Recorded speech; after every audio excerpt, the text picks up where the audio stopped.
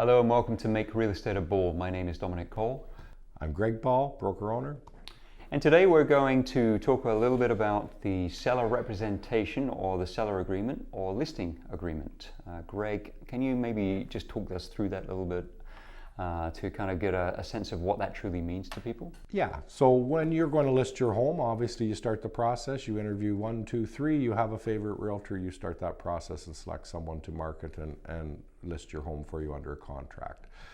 That agent brokerage then will take over from there, from signing the lawn to getting the listing prepped and ready for contract purposes to get it out on MLS and start the process. They gear the showings, they do all of that. In that contract, we have fiduciary obligations, lawful obligations, limited information we can disclose.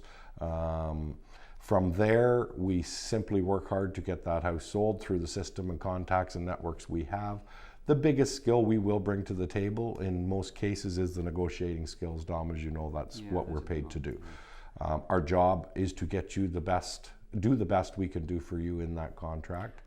And the contract also states that you're going to have, at all times, the best interests of that client. 100% at all times. At all times. And we're regulated to make sure that happens too, right? And that's a common sense thing. They hire you and choose you out of the group that's available. Obviously, your best interest is that client and doing the very best you can do for them and their family. It's a big process. I guess so. Once they're signing the contract, they want to make sure that you're acting for them at all times. Right? Always, and we are under written contract that states we are representing them in their best interest.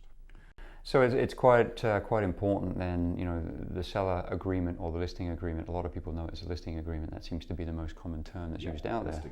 Is a contract that really binds the brokerage to have those responsibilities to that client. Yes.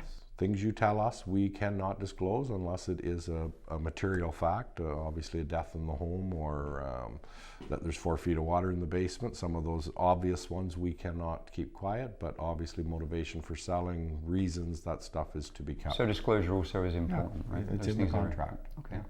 Well, thank you, Greg. That cements the reasons to have a seller agreement or a listing agreement. Yeah. Tune in next week, Make Real Estate a Ball, for more real estate tips. Thank you for listening. See you next week. Make Real Estate a Ball is brought to you by Ball Real Estate Inc. Brokerage, building achievable luxury lifestyles within Peterborough and the Kawarthas.